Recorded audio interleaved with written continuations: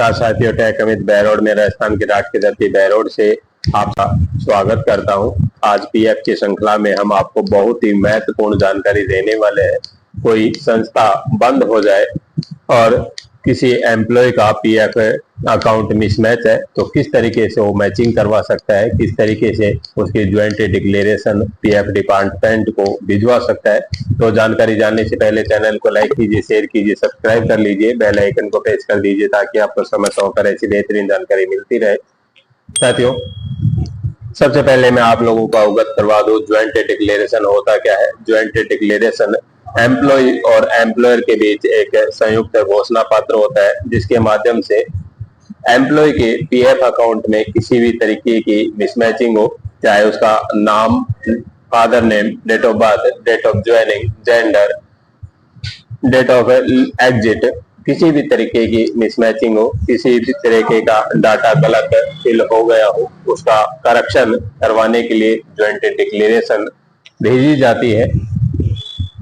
ये तो हो गया ज्वाइंट डिक्लेरेशन। अब बात कर लेते हैं ज्वाइंट डिक्लेरेशन डाउनलोड कैसे करें। सिंपल, आपको यहां पर joint declaration form download EPF यहां आप लोगों को सिंपल सर्च करा देना है। जैसे ही सर्च कराएंगे, सर्च कराते के साथ ही आपके पास में ऊपर लिंक आ जाएगा और लिंक के जैसे ही आप क्लिक करेंगे, ड्रैग करते हुए नीचे आएंगे तो यहाँ पर आपको डाउनलोड पीडीएफ का ऑप्शन दिखाई देगा। जैसे ही आप यहाँ से डाउनलोड कर लेंगे, इसका प्रिंट आउट आपको लेना है। प्रिंट आउट लेकर के आपको सिंपल इस तरीके से फिल करना है।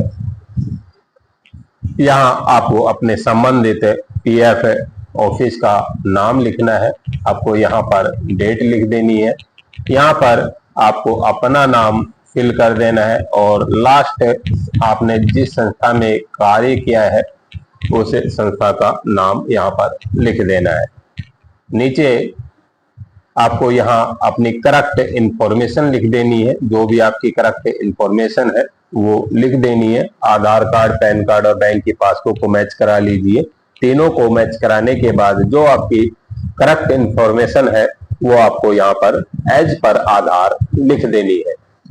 ध्यान रहे, यदि आपने आधार बाद में चेंज भी करवा लिया है तो भी आपको ज्वाइंट डिक्लेरेशन सेंड करनी होगी। और यदि आपका पहले से आधार भी सही है और पैन कार्ड भी सही है, आपका बैंक की पासबुक भी सही है, फिर भी आपका डाटा गलत फिल हो गया है पीएफ अकाउंट में, तो सिंपल आप यहाँ उसको मेंशन कर दीजिए। और यदि आपने आधार बाद में करेक्शन करवा लिया है तो आपको सिंपल ज्वाइंट डिक्लेरेशन देनी होगी। तो यहाँ आपको अपनी करेक्ट इंफॉर्मेशन लिख देनी है, आपका नाम, पिता का नाम, आपका रिलेशन, आपका जेंडर, यहाँ आपको यूएन नंबर लिख देना है अपना, फिर अपनी डेट ऑफ बर्थ, फिर डेट ऑफ ज्वाइनिंग और यहाँ डेट ऑफ एग्जिट या डेट ऑफ लिविंग, ये लिख देना है। उसके जस्ट आगे आपको इस कॉलम में जो गलत एंट्री है उस गलत एंट्री को यहाँ पर मेंशन करना है। जैसे मान लीजिए आपका नाम यहाँ गलत फीड हो रखा है या आपने आधार चेंज करवा लिया है, आधार करेक्शन करवा लिया है, तो ऑफिशियली पीएफ अकाउंट भी मिसमैच होगा। तो आपको यहाँ पर अपना करेक्ट नाम लिख देना है और फिर जो रॉन्ग नाम था वो रॉन्ग नाम यहाँ पर लिख देना है। इसी तरीके से आपको ये फॉर्म फिल करना है। अब ड्रैग करते हुए नीचे आएंगे, यहाँ पर सिंपल आपको अपना नाम और सिग्नेचर कर देने हैं। अब नीचे सिंपल यहाँ पर लिखा हुआ है name of authorised signatory, signature with establishment seal. अब संस्था बंद हो चुकी है तो बंद होने के कारण वहां पर कोई ऑथराइज सिग्नेटरी नहीं बैठता है और आपका ऑथराइज सिग्नेटरी वहां पर नहीं मिलेगा। यदि ऑनलाइन ज्वाइंट डिक्लेरेशन आप सबमिट करते हैं तो सिंपल आपको अपनी संस्था के डीएससी से अप्रूव करवानी होगी। लेकिन जब संस्था बंद ही हो चुकी है तो वहां पर ऑथराइज सिग्नेटरी भी नहीं मिलेगा, तो उनकी डीएससी भी बंद हो चुकी होगी। तो उसके लिए मैं आप लोगों को समाधान बताने वाला हूं। ईपीएफ रूल 26 पैरा 6 के तहत आप इनमें से ये लिस्ट दी गई है,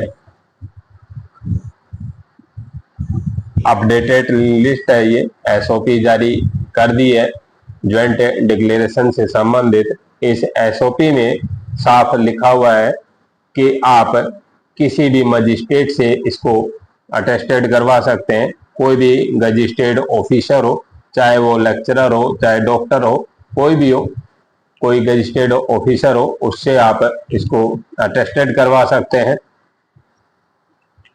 कोई पोस्ट मास्टर हो, पोस्ट ऑफिस का कोई भी पोस्ट मास्टर हो, उससे आप अटेस्टेड करवा सकते हैं।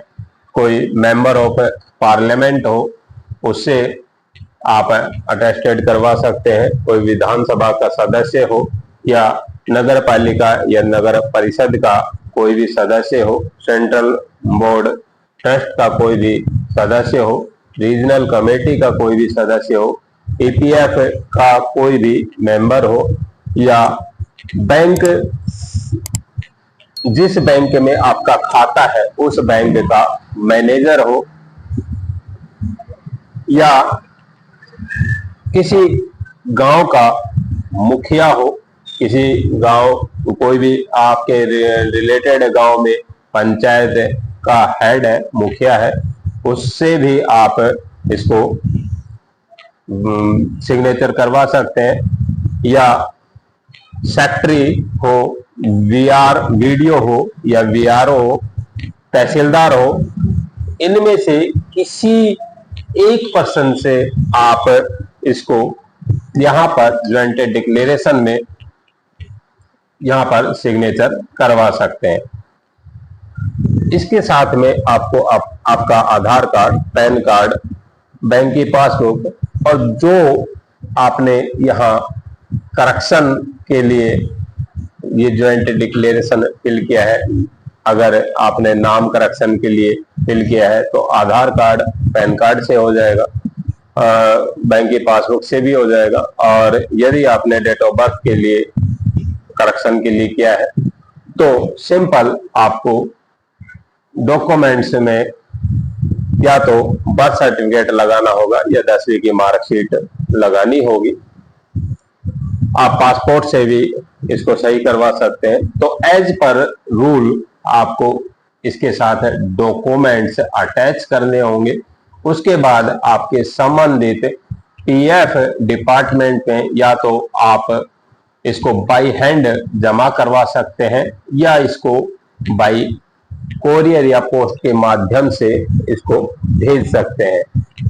आपका ये पीएफ अकाउंट 15 से 20 दिन में जा करके सही हो जाएगा।